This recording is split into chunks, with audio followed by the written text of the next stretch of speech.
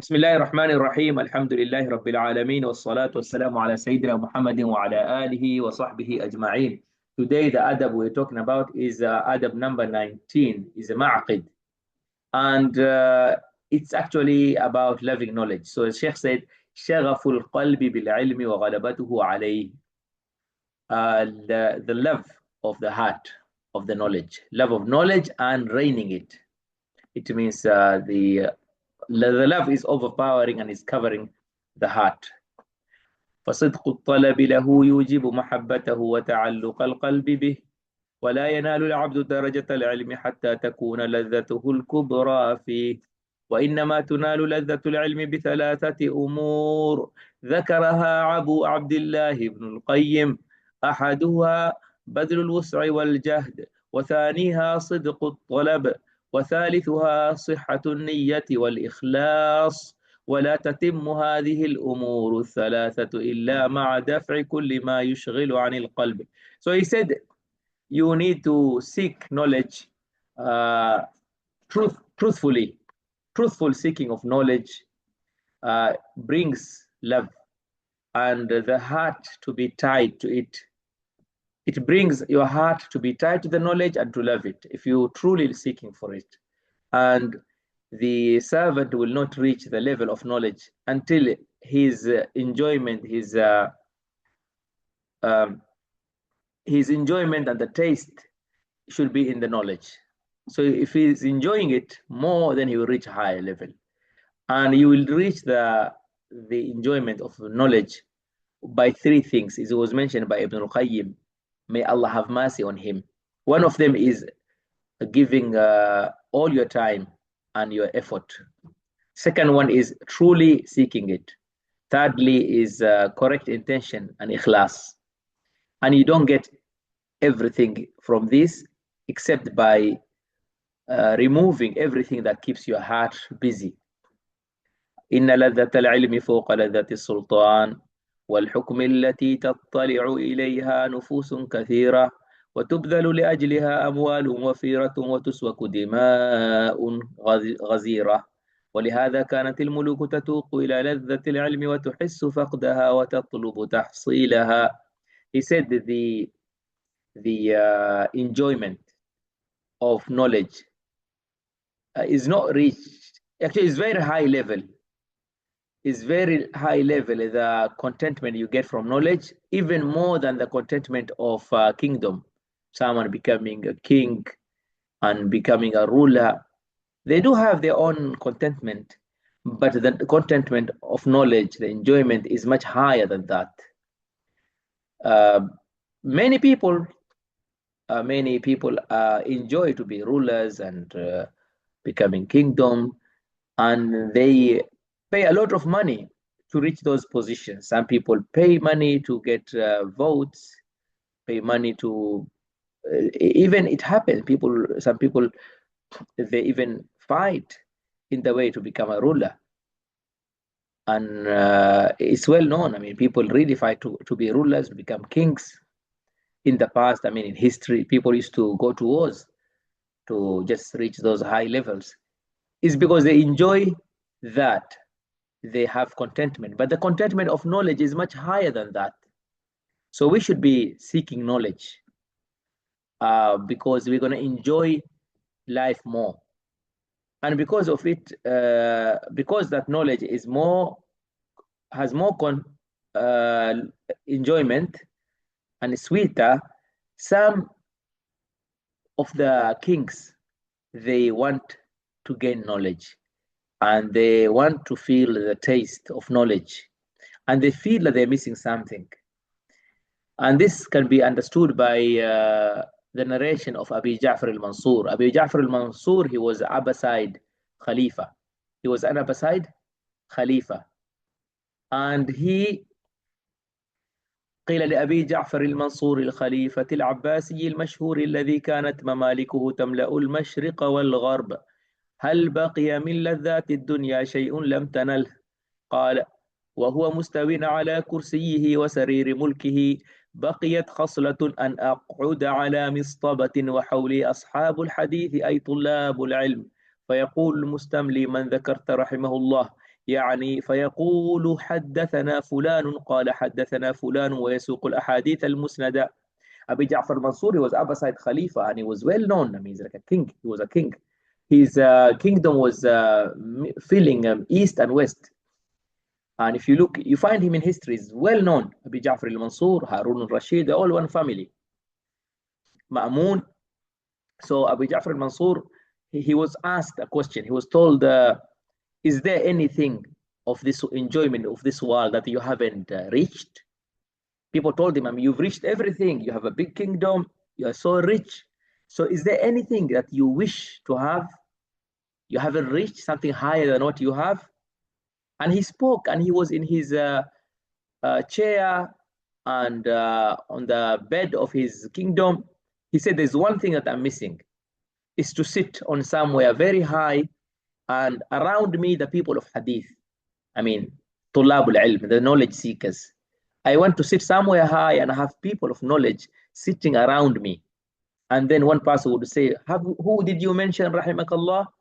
And they say, حدثنا فلان, someone told us, and he narrated from so and so, and I bring the ahadith.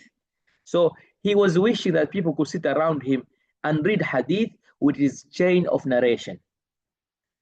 You can see now, after everything he had, he just wanted knowledge, wanted to sit in the circles of knowledge. ومتى عمر القلب بلذة العلم سقطت لذات العادات وذهلت النفس عنها بل تستحيل الآلام لذة بهذه اللذة. The love of the knowledge is inside the heart, and you feel the taste in the heart. But other things, you only feel it in your body, in your five senses. You feel it by looking and listening and smelling, other enjoyment, and touching, and also tasting it with your tongue. So, but you don't feel much in your heart, but knowledge you feel in your heart. So if someone has the taste of knowledge, the other tastes become insignificant. And a story was narrated actually by someone asked Abdullah bin Mubarak, one of the tabi'een, how come you don't sit with us sometime? We chat, we waste time. You know, sometimes people have maskan. In Swahili, they say maskani. You know, they go outside, they sit with a group of people, they chat, they joke. So Abdullah ibn Mubarak was asked, how come you don't sit around with people and, you know, chat, we pass time? He said, I'm at home, I sit with the Prophet sallallahu alaihi wasallam. And then he was asked, how come the Prophet sallallahu alaihi wasallam passed away, you sit with the Prophet in your house? This doesn't make sense. He said, I read hadith at home and I enjoy more than sitting with you guys. So if you are sitting and reading the book of hadith, you have the same feeling as if you are with the Prophet ﷺ, because you are reading so many stories. The Prophet ﷺ did this, did that. So you are really immersed because the Prophet is speaking to you ﷺ. You are hearing, he said this, he said that. So that's how he answered. So because he felt the taste of knowledge, and وَذَهَلَتِ النَّفْسُ, and your nafs becomes so busy that you don't feel other tastes. And also there's another story. There was another sheikh in Saudi Arabia. His name was Al-Hafidh Al-Hakami. He was a high-level sheikh.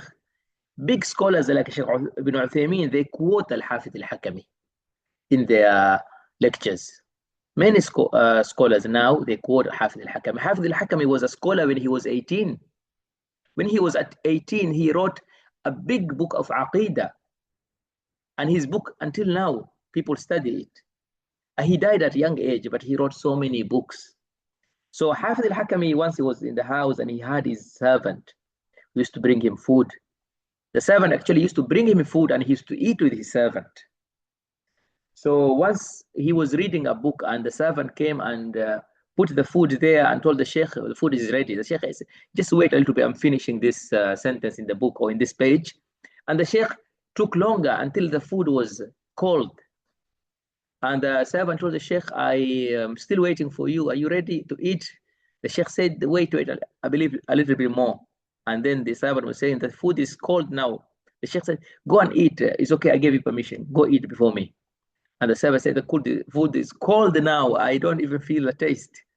So it looks like the sheikh was not even worried about the food. He was hungry, but he was just enjoying reading. So he said also, بل تستحيل الآلام لذة بهذا العلم.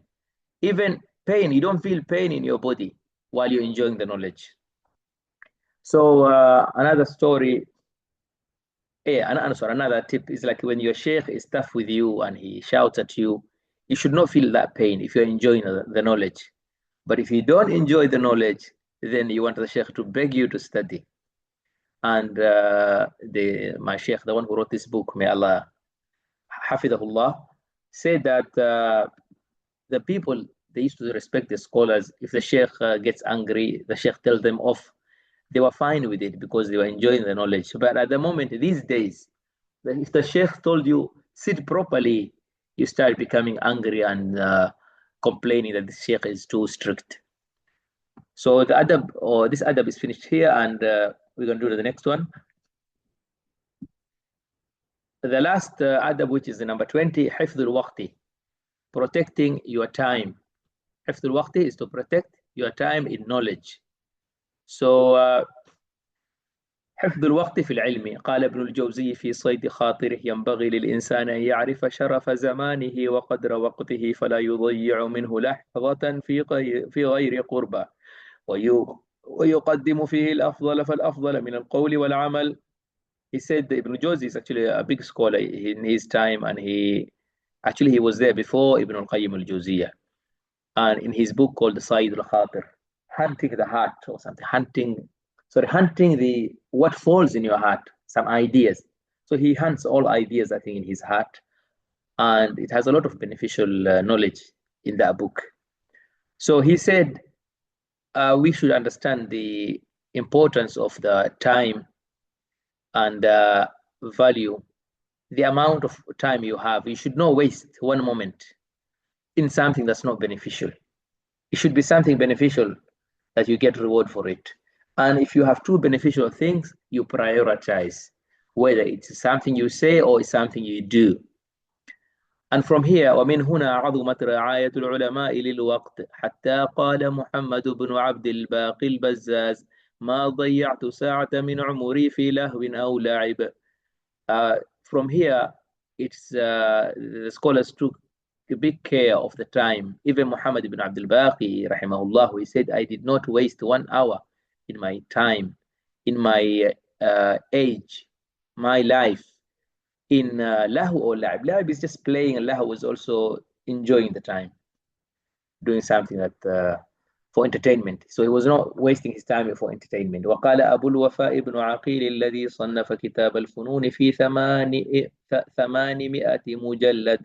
Abu al-Wafa ibn Aqil was a very big scholar as well, the one who wrote a book of subjects in 800 volumes.